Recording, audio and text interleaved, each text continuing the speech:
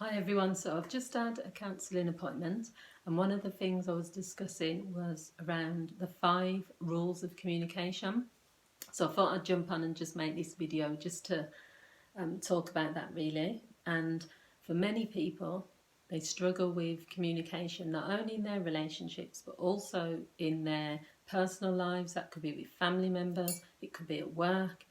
For some people, they even struggle to communicate on a daily basis with their interactions with strangers, when they're communicating in the supermarket, in all sorts of settings really. Communication is really important, because if you're not able to be clear, to be specific, and to learn how to communicate both ways, meaning that you also have to listen and you also have to be the receive, you have to interpret things, then you are going to struggle in some areas of your life. So I just want to give you 5 quick tips that could be useful if you're struggling with communication. The first thing is to use I statements. Whenever you communicate with someone, especially if there's an issue, if you start the communication by saying you did this, or you're the person making me unhappy, or you're at fault, you immediately get people's backs up. And what happens is they become defensive, because it's natural to feel like that. If someone feels attacked, or someone feels blamed, or that they're being judged, then they're going to get into defensive mode. So whatever conversation comes after that is going to be difficult, because they're not really going to be listening. They're going to see it as you feel I'm at fault, you feel I'm to blame. So if you use I statements, it means that you clearly say to someone, I feel like this. The reason that I feel this way is because, and I would like this to happen.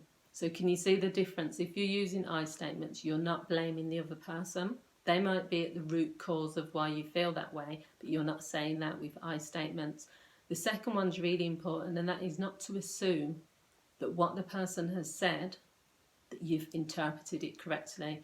The biggest mistake we can make is to assume that we've heard something when that is actually not what the person was saying. And what tends to happen is we either stay quiet, so we hear something, we're not quite sure that's what they meant, but we don't challenge it, or we don't ask, or we come back with, being defensive again and arguing or getting into conflict. And it's quite simple really. If you're not sure what the person has said, and if it affects you, then just ask, what did you mean by saying that? When you said this, did you mean it in this way? Did I hear you correctly when you said that? Am I getting it wrong? Just ask the question. Only the person who said it can tell you how they meant it. You might receive it in a different way, but you can't tell someone what they meant to say. You can't interpret for another person. And that I sort of have a big issue with this myself, because I feel that if I'm talking to someone, whether it's in my family or amongst my friends, and they tell me how I meant it, it really irritates me, because I say, you can't see inside my mind, you don't know what intention I had by saying it. Why don't you ask me and I can then explain it to you? So give the person a chance to explain what they meant. The third thing is to use active listening without judgment. It's normal for human beings to communicate, and then when they're listening, to someone else talking, for them to be waiting for their turn. And if you're waiting for your turn and you're just thinking about what you're going to say next, you are not active listening. Active listening means you are just listening to what the person is saying. You're not putting judgments on it. You're not waiting for you to jump in. You are just listening. And people can tell the difference. I know that as a counsellor, that people know the difference with me being a counsellor and how I work in the counselling room, compared to if you're just having a normal conversation with anyone. And there's nothing wrong with, if you feel you want to intervene, or if you feel there's space for you to say something, then that's fine. But active listening means the person really feels heard. So the more you can practice doing that, your communication will just, expand, because it will mean that people who listen to you, or people who talk to you, will feel like they're being heard. The fourth one is to be clear and be specific. There's a book called, I think I've done a book review on this channel, and it's called Men Are Like Waffles, Women Are Like Spaghetti. There's quite a lot of books I've got, relationship books, they're about communication, but that basis of that book is that men talk in compartmentalized ways, like a waffle. So if they have something to say, they will be direct and they'll specifically say this, whereas a woman is like spaghetti. This is general, you know, it's not true for every man and woman, but women are like spaghetti. So we'll talk about something that happened today, and then we'll relate it to something that happened a week ago, we'll relate it to something else, and we will go off tangent. I know that I do that sometimes when I'm communicating. I don't get to the point. The issue with that is that people then lose what you're trying to say. They get lost because you've said about 100 different things, but also it takes the emphasis of what you're actually trying to say. So be specific. If you're going into a conversation with someone, have in your head what the agenda's going to be. If the most important thing that you need to say that first, say that quite specifically. So an example would be, if someone is feeling neglected or they're feeling they're not appreciated, if you go into a massive essay with someone, you don't appreciate me because you don't do the housework, and also last week when you didn't take the kids to school, and then a year ago, remember when you were supposed to go here for our birthday, and do you remember like 2 years ago when we were supposed to go on holiday, and do you remember, oh, I don't feel appreciated. The person is just going to be stood there thinking, where's all this come from, but also how can I tackle all of these things at once? Just be clear.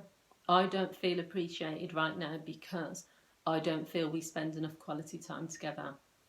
I don't feel appreciated right now because I can't remember the last time we went on a holiday. I would like us to spend some time together. Just make it clear, make it simple. And the final communication style that I think is useful, the rule of communication, is timing. I've made a whole video about this. The video is called 5 Wrong Times to Have, is it 5 Wrong Times to Have a Conversation or to have a discussion? And what a lot of women, well, men do it as well, but women do it a lot more. I know that I'm guilty of this. So you've had a nice day out, or you've had some good quality time with your partner. Then they sit down to watch football, or they sit down to play on their PlayStation, or they're feeling in a good mood. That what happens is we then think, oh, they're in a good mood, this is the right time to talk. And then we start talking about something that is quite negative.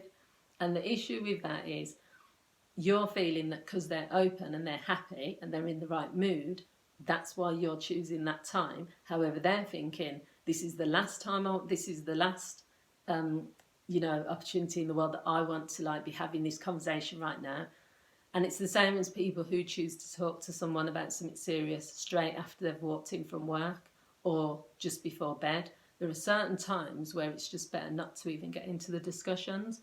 Think about how you would feel if you've just walked in through the door after a hard day at work, or if you're sitting down watching your favourite TV programme, and then that's the time where someone decides, right, let's talk about where our relationship is going. Let's talk about when you cheated 2 weeks ago, or whatever it is. Timing is everything. If you get the person at the wrong time and you try to have a discussion about something important, they're going to switch off, because that person's going to be thinking, oh, here we go again, or oh, what do you want to talk to me about this for now when I'm right at this moment, when I'm in a happy mood? They're going to have a fear that talking about it is only going to bring the mood down, or also the outcome of talking about it is not going to be good. So all they'll do is switch off, and it might either be they'll tell you what you want to hear, but it won't be the truth. They'll ignore, so they'll say, yeah, I'm listening, or it will be, yeah, okay, short word answers just to get you off their back. So if you want a meaningful discussion with someone, choose the right time, check with the person, is this okay for us to talk? You can even plan it. You can say, next week, on next Tuesday, when we're both off work, can we talk about our relationship? The more you prepare someone and the more you're open to a discussion when you're both ready, the more positive that discussion is going to go. So they're the 5 rules. Use I statements. Don't assume that you understand what someone is saying. Ask and get clarification. Active listening without judgment. Be clear and be specific, and choose the right time. If you do that in the majority of your communication, then I'd say that it would go positively. Thanks for watching. Please feel free to like, to comment, to share this video if you think someone else will benefit, and to subscribe if you enjoy the videos. Thanks for watching, guys. Bye.